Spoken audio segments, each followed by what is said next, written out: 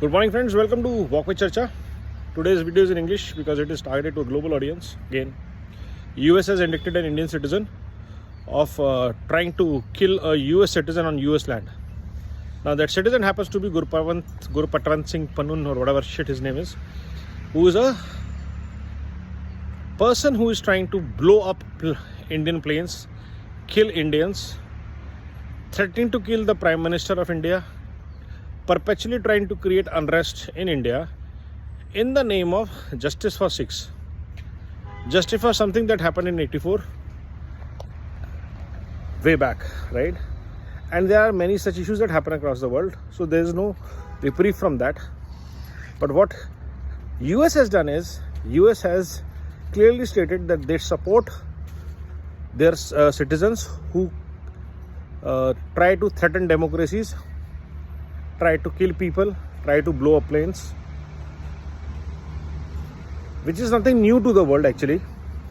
Every democracy or every government in any country that has been brought down in the last few decades in the name of democracy or liberty is the act of largely US government. The Middle East is in unrest, the Asia is in unrest largely because of US. So world knows that US has been hell-bent on destroying Europe, Middle East, Asia for a very, very long time. Africa they have already destroyed. But this act of provoking India reserves the right to kill any person across the world who is trying to threaten any Indian, take down any person across the world, bring him to the book who is trying to threaten Indians, Indian government, Indian assets anywhere in the world. And all these countries, and especially the developed countries, do not get any VIP pass. No NATO, nothing can stop or should support such kind of elements who in the name of humanity, justice, liberty, liberalism try to create unrest in other countries, democracies especially. US is not a very, very clean country or governance as such. Right from Vietnam to Indo-Bangladesh war, which created in Pakistan war, which created East Pakistan, now Bangladesh, US has always played with fire. Mujahideens, later Osama bin Laden, to ISIS, to African Boko Harams, even Ukraine crisis, Russian crisis, are all gifts of US to the world. And similarly, the economic policy, the globalization of the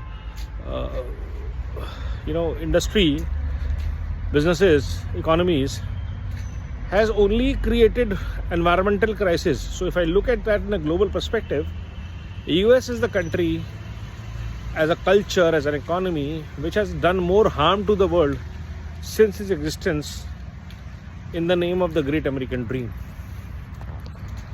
Companies or businesses that nobody knew, shareholder values is limited to few people, few thousand people, in the name of creating wealth.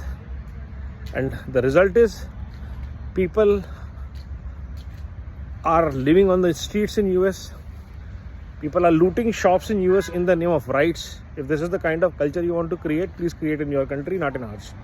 Bharat will not allow anybody to threaten anybody, any Indian in the world, harm any Indian assets like planes, like dams, like water bodies, and anybody, whether a jihadi or a Khalistani, who tries to threaten India from anywhere in the world shall be handled accordingly.